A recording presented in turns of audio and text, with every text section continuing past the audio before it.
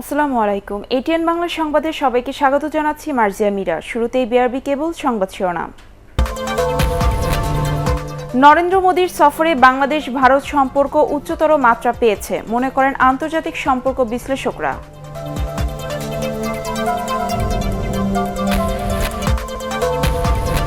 নয় মাসের মধ্যে সর্বোচ্চ প্রায় ৪,০০০ করোনা রোগী শনাক্ত। স্বাস্থ্যবিধি না মানলে লকডাউন দিয়েও কাজ হবে না বলছেন বিশেষজ্ঞরা।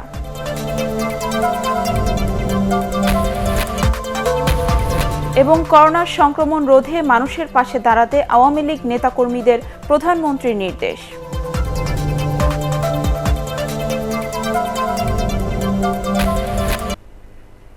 শুনছিলেন বিআরবি কেবল সংবাদ শিরোনাম।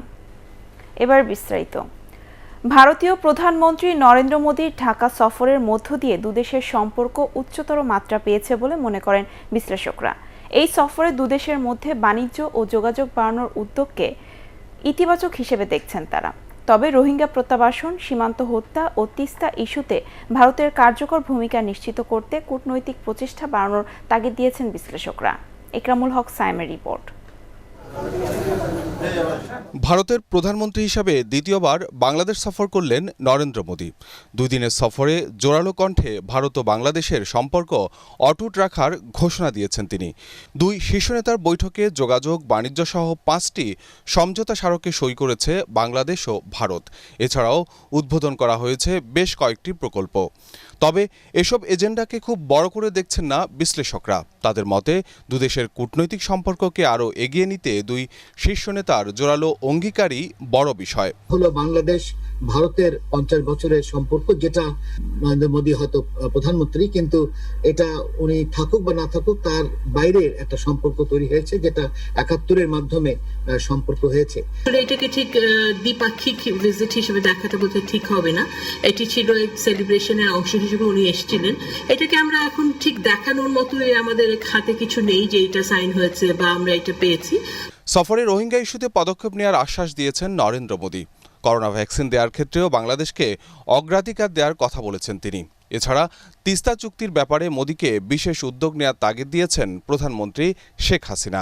এখনো কি বলা হয় দুশ্চিন্তা যায়নি, কারণ আমরা এখনো দেখতে চাই যে রোহিঙ্গার ব্যাপারে বড় ধরনের স্টেপ নেওয়া, তিস্তা নদীর ব্যাপারে আরো বড় ধরনের কি বলে সমাধান করা, বর্ডার টেলিংটা বন্ধ করা। মিস্টার মোদির ভিজিটের ব্যাপারে একটা জিনিস যেটা আমাকে খুব স্ট্রাইক করেছে, যে তার সমস্ত পশ্চিম এবং তার কথাবার্তা, তার বডি ল্যাঙ্গুয়েজ সব থেকে বোঝা যায় যে he carries tremendous goodwill from Bangladesh.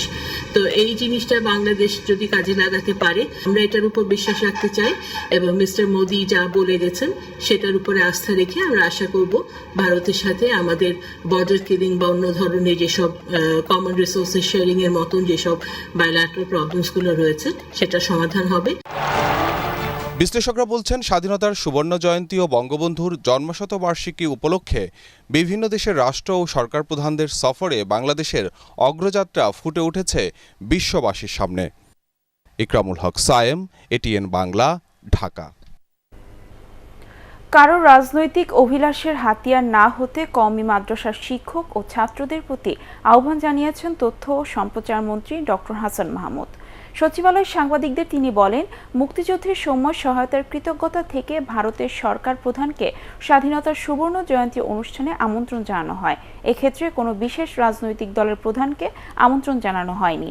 যারা দেশের স্বাধীনতা চাননি তারাই ভারতীয় প্রধানমন্ত্রী নরেন্দ্র মোদীর সফরের অজুহাতে দেশে নৈরাজ্য সৃষ্টি করছে বলে অভিযোগ করেন ডক্টর হাসান মাহমুদ। কওমি মাদ্রাসার সাথে যারা যুক্ত আছেন তাদেরকে অনুরোধ জানাবো, যেই সমস্ত রাজনৈতিক ব্যক্তিবর্গ তাদের রাজনৈতিক অভিলাষ চরিতার্থ করার জন্য আপনাদেরকে ব্যবহার করার চেষ্টা করছে, ব্যবহার করছে, তাদেরকে বর্জন করুন। আমি কওমি মাদ্রাসার যারা শিক্ষক তাদেরকে অনুরোধ জানাবো, আপনাদের কল্যাণে বর্তমান সরকার বঙ্গবন্ধু কন্যা জননেত্রী শেখ হাসিনা বহু কাজ করেছেন।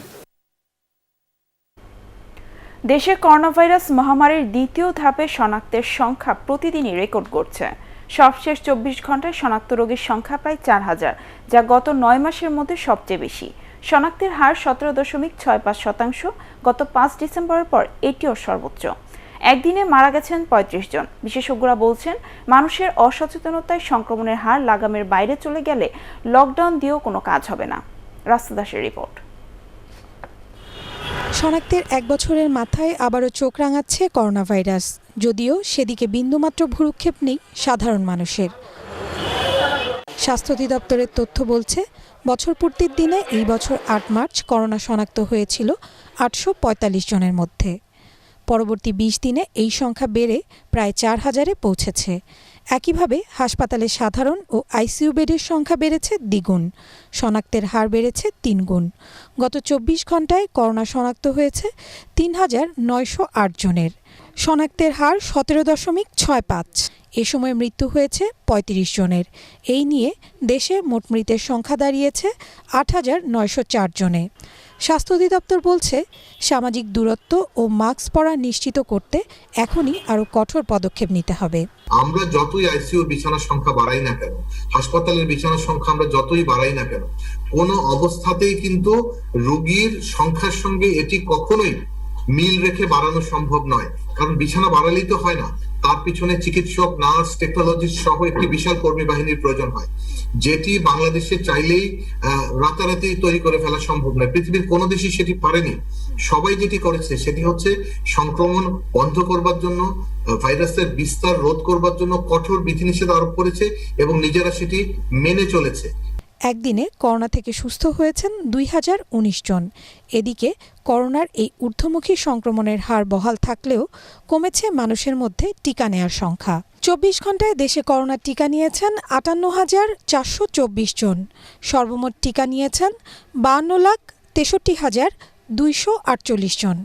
রাস্তা দাস, ATN বাংলা, ঢাকা। দেশে করোনা ভাইরাসের প্রকোপ আবারও বাড়লেও উন্নত ও সমৃদ্ধ দেশ গড়ার ধারা অব্যাহত রাখার ঘোষণা দিয়েছেন প্রধানমন্ত্রী শেখ হাসিনা। স্বাধীনতার সুবর্ণ জয়ন্তীর আলোচনায় করোনা সংক্রমণ রোধে মানুষের পাশে দাঁড়াতে আওয়ামী লীগ নেতাকর্মীদের নির্দেশ দেন তিনি। আপেল মাহমুদের রিপোর্ট। স্বাধীনতার সুবর্ণ জয়ন্তী উপলক্ষে আওয়ামী লীগ আয়োজিত আলোচনা সভায় ভিডিও কনফারেন্সে যুক্ত হন প্রধানমন্ত্রী শেখ হাসিনা। বিশ্বের সব অঞ্চল থেকে রাষ্ট্রনেতারা বাংলাদেশের স্বাধীনতার সুবর্ণ জয়ন্তীতে শুভেচ্ছা পাঠানোয় তাদেরকে ধন্যবাদ জানান তিনি। পৃথিবীর বোধহয় কোনো অঞ্চল কেউ বাদ নেই বাংলাদেশকে শুভেচ্ছা বার্তা দেয়নি। তো এটাই হচ্ছে সার্থকতা। প্রধানমন্ত্রী বলেন, স্বাধীনতার সুফল ঘরে ঘরে পৌঁছে দিতেই কাজ করছে তার সরকার। যত বাধায় আসুক না কেন, বাংলাদেশকে অনেক দূর এগিয়ে যেতে হবে বলেও মন্তব্য করেন তিনি। বাংলাদেশের অগ্রযাত্রা যাতে অব্যাহত থাকে তার জন্য যা যা করণীয় সেটা আমরা করব। করোনা ভাইরাস হয়তো আমাদের সাময়িকভাবে কিছু বাধার সৃষ্টি করেছে, কিন্তু তারপরে কিন্তু আমরা থেমে যাইনি। আমাদের কাজগুলি অব্যাহত রয়েছে এবং অব্যাহত থাকবে। দেশে আবারও করোনার প্রকোপ বাড়ায় দেশবাসীকে আরও সতর্ক হবার পরামর্শ দেন প্রধানমন্ত্রী।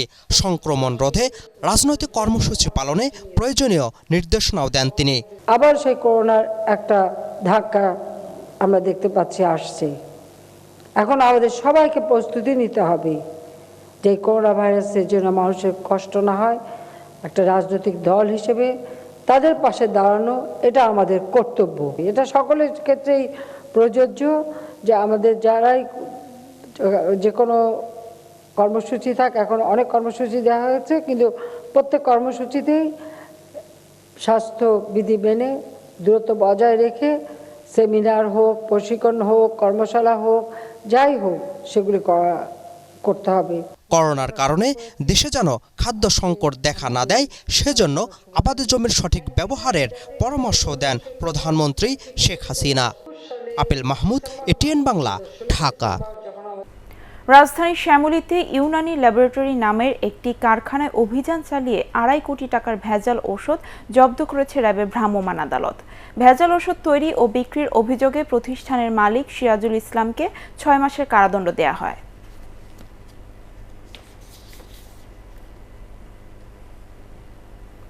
স্বাধীনতার সুবর্ণ জয়ন্তী উপলক্ষে সৌদি আরবের মক্কায় এক আলোচনা সভা আয়োজন করে স্থানীয় আওয়ামী ফাউন্ডেশন।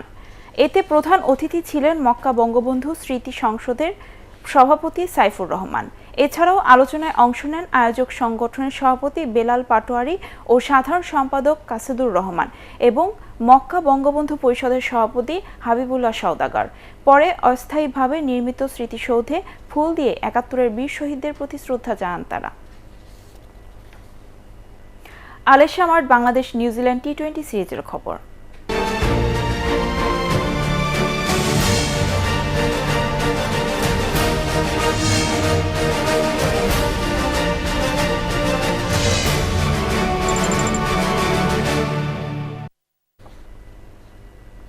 হ্যামিল্টনে প্রথম টি-20তে বাংলাদেশকে ৬৬ রানে হারিয়েছে নিউজিল্যান্ড। আগে ব্যাট করে ৩ উইকেটে ২১০ রানের পাহাড় গড়ে স্বাগতিকরা। ডেভন কনওয়ে ৯২ রানে অপরাজিত থাকেন। জবাবে নির্ধারিত ২০ ওভারে ৮ উইকেটে ১৪৪ রান তোলে বাংলাদেশ। রিপোর্ট করছেন এস.এম. আশরাফ। লিটন দাসের ৩ ওয়ানডেতে রান ছিল ১৯-০ আর ২১। আরও একবার ব্যর্থ হলেন তিনি। প্যাভিলিয়নে ফিরলেন মাত্র ৪ রানে। ভয় ডরহীন ক্রিকেট খেলার প্রত্যাশা করেছিলেন মাহমুদুল্লাহ রিয়াদ। এলোমেলো শট সিলেকশনে হ্যামিল্টনে তার দল উল্টো ম্যাচ হেরে বসে ৮ ওভারের মধ্যেই।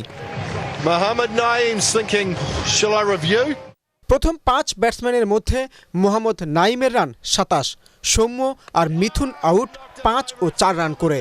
অধিনায়কের ইনিংস শেষ হয় ১১তেই। তাতে ৫৯ রানে ৬ উইকেট হারিয়ে ১০০-র নিচে অল আউটের শঙ্কায় পড়ে বাংলাদেশ। তা হতে দেননি আফিফ হোসেন আর মোহাম্মদ সাইফুদ্দিনরা। ৩৩ বলে ৪৫ রান করেন আফিফ। সাইফুদ্দিন অপরাজিত থাকেন ৩৪ রানে। বাংলাদেশের পুরো ইনিংসে ৪১৭টি, ছক্কা মাত্র ২টি। ৪ ছক্কা হাঁকানোর সামর্থ্যেই দুই দলের পার্থক্যটা নিউজিল্যান্ড বুঝিয়ে দিয়েছে তাদের ব্যাটিংয়ে। হাওয়ায় ভেসে বল সীমানা পার হয়েছে ১০ বার, ৪-এর মার ১৯টি। দলের ১৫৮তে উইল ইয়ং বিদায় নেন ৫৩ রান করে। তবে ডেভন কনওয়েকে থামাতে পারেননি বোলাররা। আর তাই তার অপরাজিত ৫২ বলে ৯২ রানের ঝোড়ো ইনিংসেই রানের পাহাড় গড়ে নিউজিল্যান্ড। সেই রান তারায় ১৪৪-এই থামে বাংলাদেশের innings. SM. Ashraf, ATN Bangla. এবার পার্টেক্স খেলার খবর।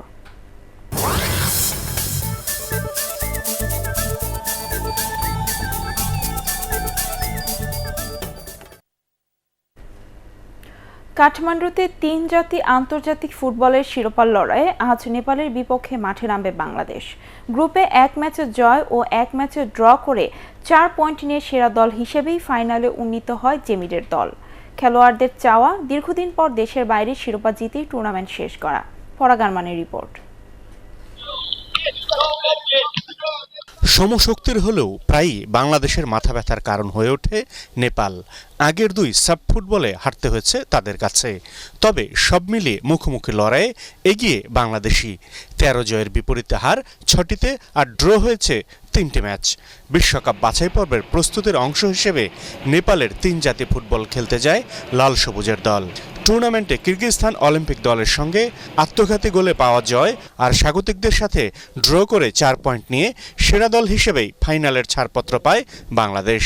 এই সুযোগে দেশের বাইরে শিরোপা জয়ের উদ্দীপনার কোনো কমতি নেই খেলোয়াড়দের মধ্যে। দীর্ঘদিন আসলে দেশের বাইরে আমরা চ্যাম্পিয়ন হতে পারি নাই, বাট আমাদের জন্য অনেক বড় একটা সুযোগ আসছে। তো অবশ্যই আমরা চাইবো কালকে নেপালকে হারিয়ে আমরা চ্যাম্পিয়ন হওয়ার জন্য। বাংলাদেশের ইংলিশ কোচ জেমিডে আগেই জানিয়েছিলেন নেপালের এই টুর্নামেন্টে দল নিয়ে পরীক্ষা নিরীক্ষা করলেনও, কিন্তু উন্নতির কোনো লক্ষণ দেখা যায়নি।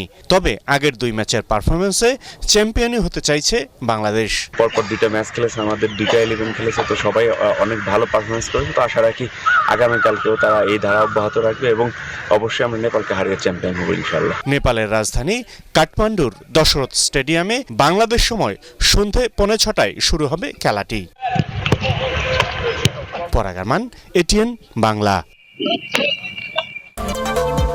পরবর্তী সংবাদ দেখার আমন্ত্রণ জানিয়ে এখনকার মতো শেষ করছি। করোনা ভাইরাস থেকে নিজেকে সুরক্ষিত রাখতে মাস্ক পরুন, বারবার হাত পরিষ্কার করুন। এটিএন বাংলা সংবাদ ইউটিউবে দেখতে ব্রাউজ করুন, youtube/ATN বাংলা নিউজ। ধন্যবাদ সবাইকে।